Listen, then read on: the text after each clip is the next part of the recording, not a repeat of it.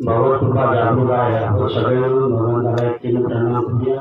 भगवान बाबा हनुमान जी को प्रणाम। महान त्यागी बाबा भीमदेव जी को प्रणाम।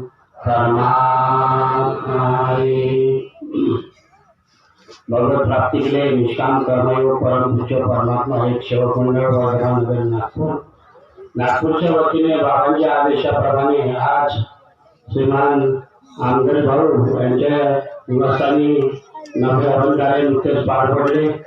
त्यानिमित्त एका भगवंताची चर्चा बैठक सुरू आहे। या चर्चा बैठकीमध्ये सृष्टीचे विधाता असुर भगवान बाबा हनुमान उपस्थित आहे। यांना माझा प्रणाम। आपले सर्वांचे सद्गुरू महान त्यागी बाबा भीमदेवजी हे सुद्धा उपस्थित आहे। यांना सुद्धा माझा प्रणाम। त्याचबरोबर बाबांच्या कार्याला सहकार्य करणाऱ्या आपल्या सर्वांच्या मातोश्री वाराणसी आहे या सुद्धा उपस्थित आहे। यांना माझा प्रणाम। तसेच आजच्या चर्चा बैठकीला लाभलेले पिंपरी मेढे परिसरातील मार्गदर्शक आमचे छोटे बंधू श्रीमान दिनेश भाऊ मारुते हे आजच्या चर्चा बैठकीला लाभलेले त्यांना सुद्धा माझा नमस्कार। तसेच आजच्या चर्चा बैठकीचे उपाध्यक्ष श्रीमान बांधेजी आजच्या चर्चा बैठकीला लाभलेले उपाध्यक्ष यांना सुद्धा माझा नमस्कार। आजच्या चर्चा बैठकीला लाभलेले प्रमुख पाहुणे श्रीमान लाभेजी यांना सुद्धा माझा नमस्कार। तसेच मंचावर आदरणीय मंडळी सर्व या सगळ्या सेवकांना माझा नमस्कार। त्याचबरोबर या चर्चा बैठकीनिमित्त जमलेले सर्व सेवक बांधव आहे बंधू बालसेवक या सगळ्यांना माझा नमस्कार। आजची चर्चा बैठक 4 तत्व 3 शब्द 5 नियम व सेवकांना आलेले अनुभव या विषयावर सुरू आहे। तरी सर मला थोडी माफी मागतो मी की आजच्या चर्चा बैठकीचे सूत्रसंचालन करणारे आमचे संजीव पवाने यांना सुद्धा माझा नमस्कार। आजची चर्चा बैठक 4 तत्व 3 शब्द 5 नियम व सेवकांना आलेले अनुभव या विषयावर सुरू आहे। मला संचालक साहेबांनी माझ्याविषयी 2 शब्द बोलण्यासाठी सांगितले।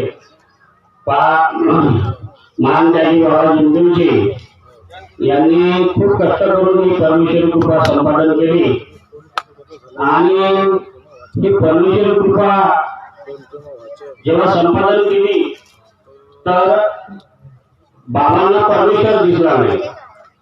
आता परमेश्वर दिसला नाही म्हणजे काय तर जेव्हा बाबांना हे पूर्णपणे पश्चिती आली तेव्हा या पृथ्वी तलावाचे जेवढे काही देवी देवता साधू संत जे झाले त्या सगळ्यांनी आपापला परिचय बाबांना दिला आणि सत्य शेवटी एक म्हणजे बाबांच्याच मुखकमलातून ते शब्द निघाले का हे सेवक तू मुझे कहाँ ढूंढ रहा है, मैं 24 घंटे तेरे पास हूँ, जिस क्षण तुझसे छूट जाऊंगा तो तेरा शरीर मृत हो जाएगा। तर बाबांना त्यावेळेस आत्मा ही शक्ती बाबांच्या निदर्शनात आली आणि बाबांनी त्या शक्तीला वचन दिलं की मी माझा अखेरचा श्वास असेपर्यंत इमानीद्वारे या परमेश्वरी कृपेचा प्रचार आणि प्रसार करेल। आणि खरोखरच बाबांनी खेडेगावे शहरोशहरी म्हणजे जिथे ज्या परिस्थितीत असेल त्या परिस्थितीने सायकलनी बंडी बैलांनी पायदळ अशा या मार्गाला प्रसार केला आणि सांगितलं बाबांनी की या मार्गावर येण्यासाठी तुम्हाला जास्त काही करायचं नाही, परंतु जे 4 तत्व 3 शब्द आणि 5 नियम जे दिले आहे आपल्याला आचरणासाठी रोज सकाळ संध्याकाळ आपण विनंती प्रार्थनेचे म्हणतो त्याच आज आपल्याला म्हणजे विचार करायचा आहे की आपण तंतोतंत या 4 तत्व 3 शब्द आणि 5 नियमाच्या चाकोरीत आहोत की नाही। आणि सगळ्यात महत्वाचं म्हणजे बाबांनी आपल्यामध्ये जे वाईट गुण होते ते वाईट गुण आपले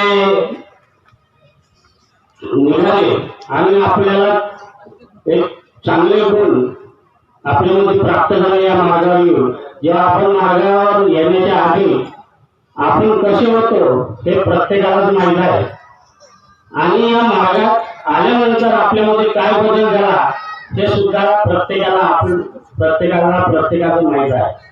परंतु बाबांनी आपल्याला लीडर बनवलं नाही, लीडर बनवलं. आणि जे आपण म्हणतो की सत्य मर्यादा प्रेम, ते आपल्यामध्ये खरोखर आपण त्या 3 शब्दाचं आपल्या जीवनामध्ये पालन करतो की नाही करत.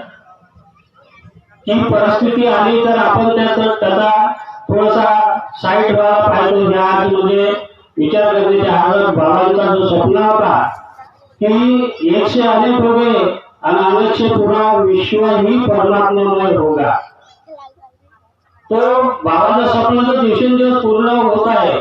परंतु आज आपण पाहतो की ह्या म्हणजे जेव्हा आपण एकत्रित राहतो, चर्चा बैठकीमध्ये राहतो, तेव्हा आपण समभावनेने वागतो. परंतु इथून थोडं बाहेर गेलं की आपल्यामध्ये साईडची भावना निर्माण होते, या तसा तो तसा तो तसा.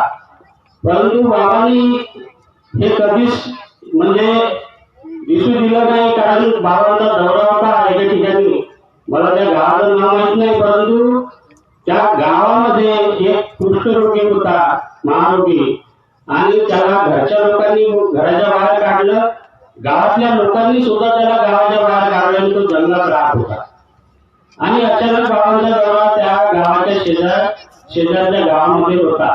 तर त्याला असं वाटलं का कोणते बाबा आपण जाऊन पहा, म्हणून तो बाबांचा दौरा असल्या त्या ठिकाणी गेला.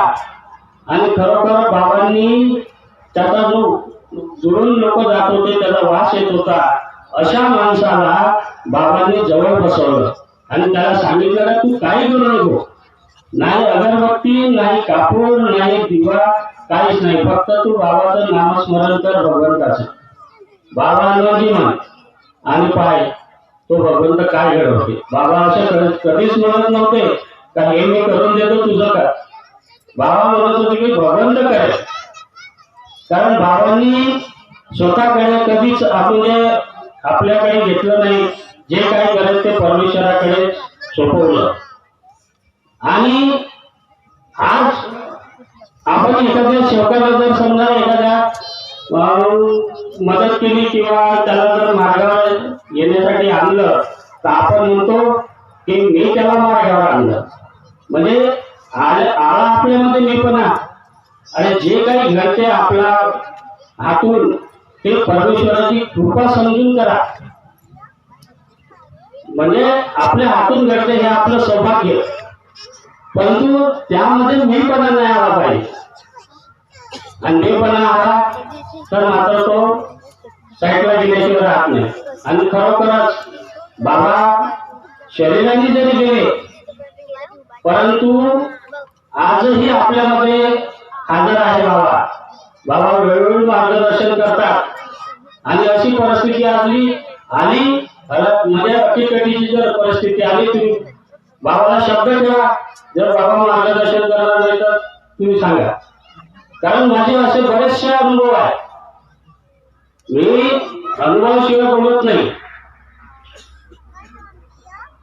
कारण अनुभव छोटासा एक माझा आता यापूर्वी सांगितलं का नाही मला आठवत नाही, परंतु माझा मोठा मुलगा त्या सुनवाईला दिवस होते आणि जसे जसे 9 महिने पूर्ण होत आले तर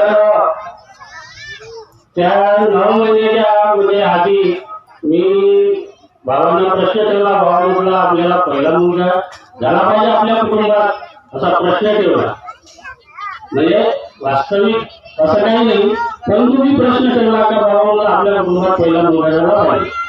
कारण आमच्या कुटुंबात तेव्हा मुलं बाळ माझ्या भावांना होते नाही.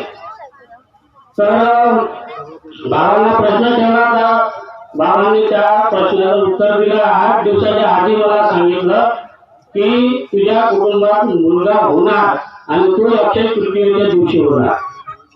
आता माझा एक लहान भाऊ आता मागात आहे, तो परंतु तेव्हा मागात नव्हता. आम्ही तिघे भाऊ मागात आहोत. माझ्यानंतर आले एक मोठा भाऊ आणि एक लहान भाऊ. तर तू मागात नव्हता, त्याला सांगितलं का म्हटलं तू का करायला तर आधी करून घे, कारण अक्षय तृतीयेच्या दिवशी आपल्या घरी डिलिव्हरी होणार आहे. तो म्हणजे असं कधी होते का म्हणजे तो म्हटलं नाही होत तर पाहा आता मी काय करू.